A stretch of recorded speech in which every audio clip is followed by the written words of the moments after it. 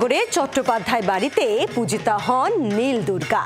পুজোর শিকড় রয়েছে ওপার বাংলায়। দেবীর গায়ের রং নীল হওয়ার নেপথ্যেও রয়েছে কিংবদন্তি। দেবী দুর্গার প্রতিমাতেও রয়েছে অভিনবত্ব।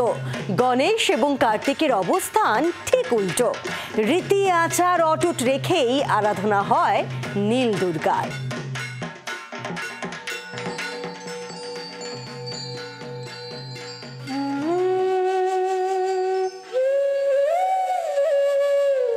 নদিয়ার কৃষ্ণনগরে চট্টোপাধ্যায় বাড়িতে পূজিতা হন নীল দুর্গা। প্রতিমার গায়ের রং নীল। পুজোর শিকড় ওপার বাংলায়। দেবীর গায়ের রং অপরাজিতা হওয়ার নেপথ্যে রয়েছে কিংবদন্তি। লোকশ্রুতি, বহু বছর আগে বাংলাদেশের বরিশালে চট্টোপাধ্যায়দের পূর্বপুরুষদের হাতে শুরু হয়েছিল দুর্গাপুজো। সে সময় কোনো বাড়িতে বিদ্যুৎ ছিল না। রং করার সময় আলোর অভাবে প্রতিমার গায়ে ভুলবশত নীল রং দিয়ে ফেলেন মৃৎশিল্পী। দেবীর স্বপ্নাদেশ পেয়ে অপরাজিতা বর্ণেই পূজিতা হন দর্শপূজা।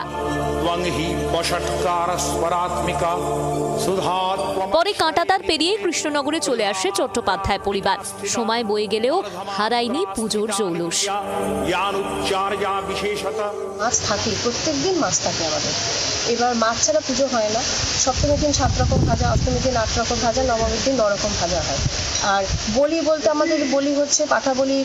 কালীবাড়িতে বন্ধ হওয়ার পর থেকে আমাদের এখানে আমরা বন্ধ করে দিয়েছি। আমাদের এখানে চাল কুমড়ো, শশা, আখ প্রতিদিন বলি হয়। সন্ধি পুজোতে বলি হয়। দুর্গাপুজোকে কেন্দ্র করে মেতে ওঠে কৃষ্ণনগরের চট্টোপাধ্যায় পরিবার। পরতে পরতে ঐতিহ্য ও অভিনবত্বের মিশেলে নীল দুর্গা দেখতে ছুটে যান এলাকার মানুষ। অনুপ কুমার দাসের রিপোর্ট, জি 24 ঘন্টা। বাংলার আওয়াজ, বাঙালির আবেগ, জি 24 ঘন্টা।